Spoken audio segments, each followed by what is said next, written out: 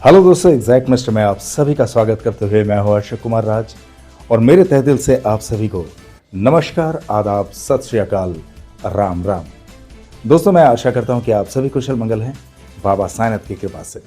और आज भी एक बहुत ही खूबसूरत बाबा की लीला को लेकर आप लोगों के सामने हाजिर हूं। लेकिन उससे पहले कि आज जो है एक महान पर्व का दिन है और वो है महाशिवरात्रि। तो महाशिवरात्रि का सबसे पहले तो मेरे तहे दिल से आप सभी को बहुत बहुत शुभकामनाएं। अब शिवरात्रि के बारे में आप लोगों से थोड़ा सा कुछ मैं बोलना चाहूंगा और उसके बाद मैं शुरू करूंगा साई लीला। साई लीला यानी आखिर में आप लोगों को साई लीला जरूर सुनाई देगी। है छोटी सी लीला लेकिन बहुत ही खूबसूरत, आप लोग खुश हो जाएंगे। पर हर बार की तरह अभी मैं आप लोगों से यही गुजारिश करूंगा कि आप लोग जो भी सच्चे साईं भक्त पहली बार एग्जैक्ट मिस्टर चैनल पर आए हैं, आप लोग इस वीडियो को एक लाइक देकर चैनल को सब्सक्राइब जरूर कर देना। ओके, तो चलिए अब मैं शुरू करता हूं आज शिवरात्रि यानी महाशिवरात्रि की कुछ कथाएं। एक बार एक भक्त ने बाबा साईनाथ से यह पूछा कि बाबा, शिवरात्रि का असली तात्पर्य क्या है बाबा?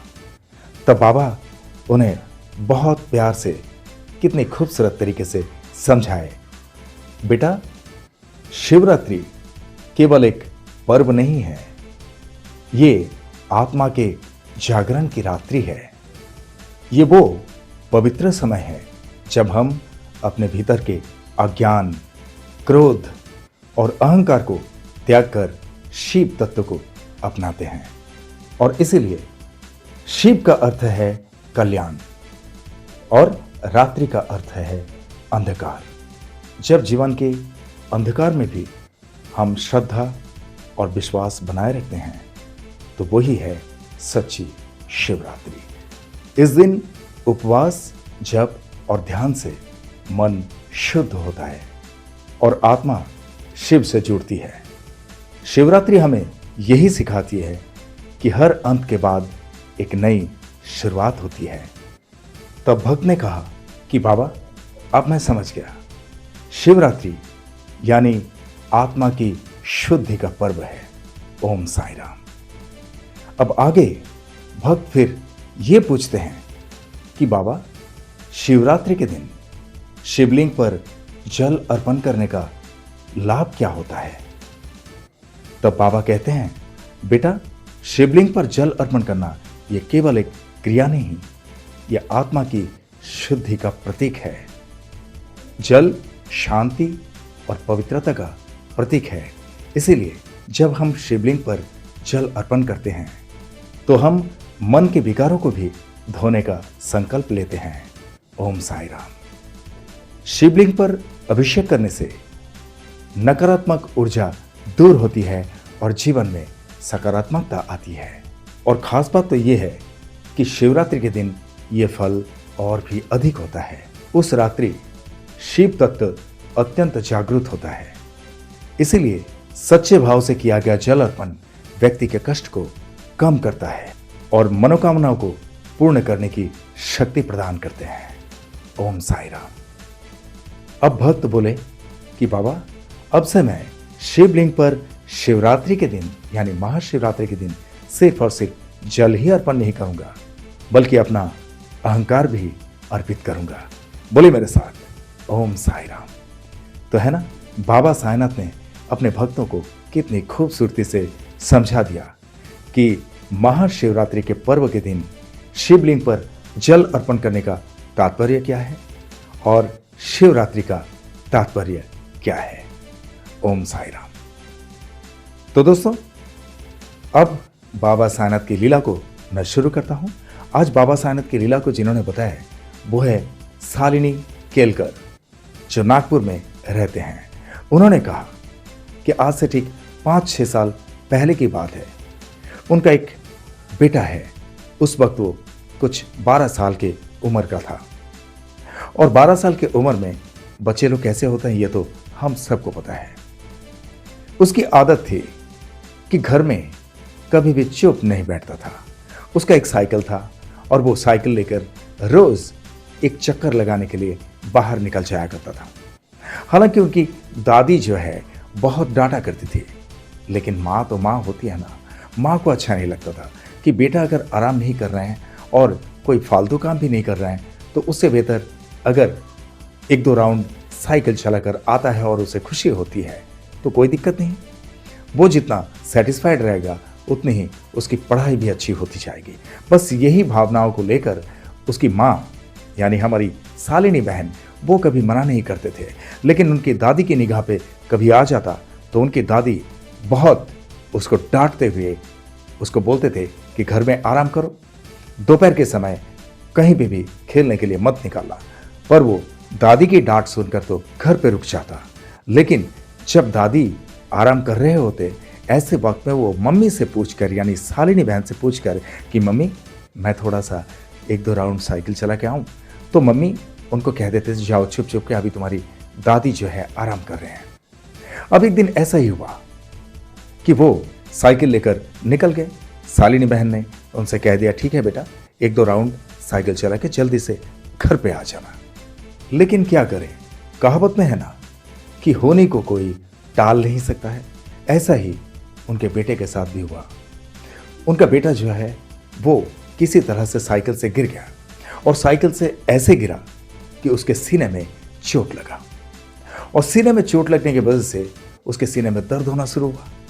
और जब ये बात उनकी दादी को पता चला तो उनकी दादी तो बिल्कुल आग बबूला हो गए, क्योंकि उनका पोता है और उन्होंने इस बात का जिक्र करते हुए शालिनी बहन से बहुत कहासुनी कर दिए। शालिनी बहन तो रोने लगे। शालिनी बहन से कहा कि अगर मैं देखती हूं तो मैं उसे रोक लेती हूं और तुम उसे रोक नहीं पाए, अभी क्या होगा? अभी जाओ डॉक्टर के पास, डॉक्टर के पास आना जाना अब चालू कर दो।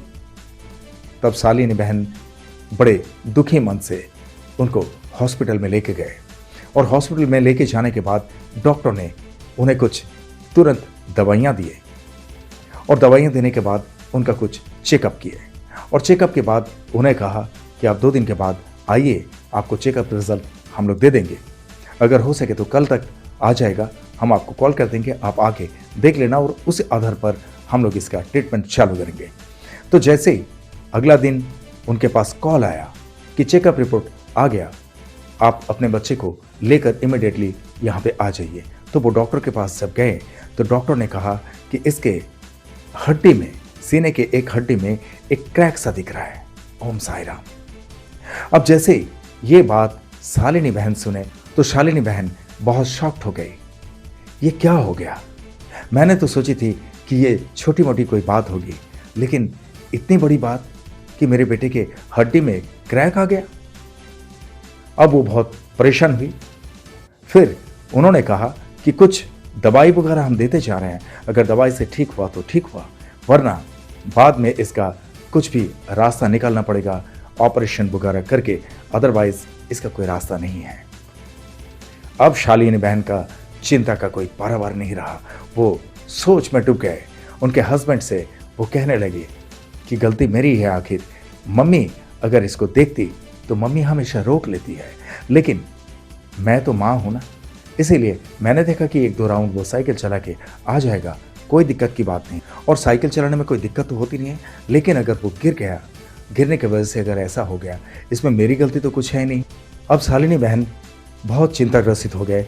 उनके हस्बैंड के साथ साथ उन लोग बहुत परेशान हुए कि अब इलाज के लिए पता नहीं कैसा क्या होगा, कितना समय लगेगा, बच्चे की पढ़ाई उढ़ाई में कोई डिस्टर्बेंस ना हो, ये बहुत सारी बातें उन लोग सोचने लगे। अब एक दिन शालिनी बहन एक मंदिर में गए, वहाँ पे एक साईं मंदिर में, और साईं मंदिर में जाने के बाद वहाँ के पुजारी जी से कहा कि मेरे बेटे के नाम से आज थोड़ा सा पूजा कर दीजिए, मेरे बेटे को ऐसी ऐसी तकलीफ हो गई। तब पंडित जी ने पूछा कि क्या हुआ आपके बेटे को, तो सारा कुछ उन्होंने बताया और बताने के बाद उन्होंने ये कहा, यानी पंडित जी ने कहा कि एक काम करो, आपके घर में बाबा की भभूति है? तो शालिनी बहन ने कहा हाँ, मेरे घर पे बाबा की भभूति है। अब पंडित जी ने उन्हें ये बताया कि जब तक इसकी दवाई चल रही है, कि दवाई चलते हुए भी आप ऑपरेशन तक ये ना पहुँचे, इसके लिए आप बाबा का नाम लेकर बाबा की भभूति रोज जब भी वो लेटेंगे, बिस्तर पे सोने के लिए जाएंगे, उस वक्त इसके सीने में साई लिख देना भभूति से, ओम साई राम। बस उसके बाद आप असर देखिए, आपको कोई चिंता की बात नहीं रहेगी। मैं इतना आपको कह सकता हूं कि आपका बेटा पूरी तरह से तंदुरुस्त हो जाएगा, फिट हो जाएगा, उसे ऑपरेशन तक जाने की कोई नौबत नहीं आएगी। ओम साई राम। हालांकि शालिनी बहन उसी दिन से अब शुरू करती है, जब भी उनका बेटा आराम करने के लिए लेट रहे होते हैं तो उसके सीने में साईं की भभूति लेकर साईं नाम उसके सीने में लिख दिया करते हैं। बस ऐसे ही जब उन्होंने शुरू किए तो इधर से दवाई भी चलता रहा और उनका ये प्रयोग भी चलता रहा। अब बाबा पर इतना विश्वास रखकर ये करना शुरू किए कि मुझे और डॉक्टर के पास जाना ही नहीं है। मैं देखती हूँ कि बाबा इसके लिए क्या कृपा करते हैं या नहीं। बस उन्होंने दिल में ठान लिए और 4-5 दिन जैसे बीत गया तो अचानक से शालिनी बहन के बेटे ने उनसे कहने लगे कि मम्मी, अभी मेरे सीने में और वो दर्द महसूस नहीं हो रही है। बोले मेरे साथ, ओम साई राम। ये है साईं भभूति का कमाल। अब क्या है कि वो जो दवाइयां खत्म हो गए और डॉक्टर भी उन्हें कहा था, जैसे रूटीन चेकअप होता है इसी तरह से दवाइयां खत्म हो गए तो डॉक्टर के पास एक बार जाना जरूरी है। तो डॉक्टर से जब कहा कि अभी बिल्कुल ये फिट है, इसके सीने में कोई दर्द महसूस नहीं हो रही है, तब डॉक्टर ने कहा कि ठीक है, कोई दिक्कत नहीं, अभी हम कोई दवाई नहीं दे रहे हैं, एक बार फिर से उसका एक चेकअप कर लेते हैं। तो चेकअप किए, उनका एक्सरे वगैरह सब कुछ निकाले, लेकिन आखिर में डॉक्टर ने कहा कि ये बहुत ही ताज्जुब की बात हो गई। एक्सरे रिपोर्ट देखने के बाद बताया कि इनके हड्डी में जो क्रैक सा लग रहा था वो क्रैक अभी पूरी तरह से गायब है। बोले मेरे साथ, ओम साई राम।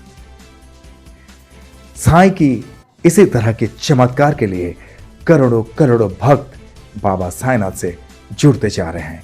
यही तो आज तक किसी ने बता नहीं पाया, कोई भी इसके बारे में व्यक्त नहीं कर पाया कि यह काम होता कैसे है। और बाबा साईनाथ की भभूति में इतनी शक्ति है, यह सिर्फ जिन भक्तों के साथ में भभूति का असर हुआ है वो भक्त के सिवा और कोई नहीं जानता है। लेकिन इसके लिए मन में सच्चाई होना जरूरी है। जो भी सच्चे साईं भक्त हैं उनको बहुत ही दृढ़ता के साथ ये बात पक्का मालूम है कि बाबा साईनाथ की भभूति बाबा की कृपा दृष्टि के रूप में कैसे काम कर जाता है। ओम साई राम। तो दोस्तों, आज सब कुछ ठीक ठाक है, किसी तरह से और कोई परेशानी नहीं, बस इतनी सी आज की ये साई लीला। मैं आशा करता हूं कि आप लोगों को बहुत अच्छा लगा होगा महाशिवरात्रि के पर्व की कथा के साथ साथ। अब आप लोगों से गुजारिश है कि हमारी शालिनी बहन और इनके पूरे परिवार के साथ बाबा साईनाथ की कृपा दृष्टि ऐसे ही रहे। बाबा साईनाथ की कृपा हमेशा बरसते रहे इनके परिवार पर। इसके लिए बाबा साईनाथ से प्रार्थना जरूर करना। और आप लोगों के साथ में भी किसी के साथ बाबा साईनाथ की लीला है, इसी तरह से कुछ घटित हुई, तो मेरे अंडरलाइन में दिए हुए इस नंबर पे मुझसे सीधा संपर्क करके मुझे बता सकते हैं, या तो मुझे व्हाट्सएप में हाय भेज देना। मैं अपने फुर्सत के हिसाब से आपसे बात कर लूंगा और आपके साथ घटित हुई लीला का वीडियो बनाकर इसी तरह से एग्जैक्ट मिस्टर चैनल पर लेकर आऊंगा। I promise it. और आप लोग जिस तरह से मुझे प्यार देते आए हैं, जिस तरह से मुझे प्यार करते आए हैं, इसी तरह से हमेशा आप लोग के प्यार की जरूरत है। आप लोग का प्यार हमेशा मेरे सराखों पे है। आप लोग का प्यार मेरे लिए सिर्फ प्यार नहीं, आप लोग का प्यार ही मेरे लिए आशीर्वाद है। आप लोग का प्यार और साईं कृपा अगर मेरे साथ में हो तो I can do a lot of things. इसलिए आप लोग के दिल में एक छोटी सी जगह जरूर रखना जहां पर अशोक कुमार राज वो एग्जैक्ट मिस्ट्री हमेशा के लिए रह सके। करेक्ट? और आप लोग जो भी इस चैनल में नए हैं, आप लोग इस चैनल को लाइक करें, शेयर करें, सब्सक्राइब करें एंड बेल आइकन को जरूर दबा दें ताकि एग्जैक्ट मिस्टर चैनल के हर एक वीडियो का नोटिफिकेशन आप लोगों तक सबसे पहले पहुंचे और कोई भी वीडियो आप लोगों से मिस ना हो। और हाँ, ज्वाइन बटन को जरूर दबा देना। ज्वाइन बटन दबाने का मतलब आप एग्जैक्ट मिस्ट्री के साथ परमानेंटली मेंबरशिप में जुड़ रहे हैं। और ज्वाइन बटन दबाने में अगर कोई दिक्कत होती है तो थैंक्स बटन को जरूर दबा देना और साथ में हाइप को भी दबा देना। हाइप से मुझे कुछ पॉइंट्स मिल जाएंगे। ओके? और चलते चलते मैं इतना ही कहूंगा दोस्तों, बहुत ख्याल रखिए अपना। जिस तरह से आप लोग बाबा साईनाथ पर भक्ति रखते हैं, इसी तरह से बाबा साईनाथ हमेशा आप सब पर अपनी कृपा दृष्टि रखे, हमेशा आप सब पर अपनी कृपा बरसाते रहे। ये मेरे तहे दिल से आप सबके लिए शुभकामनाएं। और जिस तरह से इत्मीनान से आप लोगों ने यह वीडियो देखे हैं, जिस तरह से अपना कीमती वक्त देकर यह वीडियो देखे हैं, इसके लिए आप सभी को मेरे तहे दिल से बहुत बहुत धन्यवाद के साथ ओम साईं राम।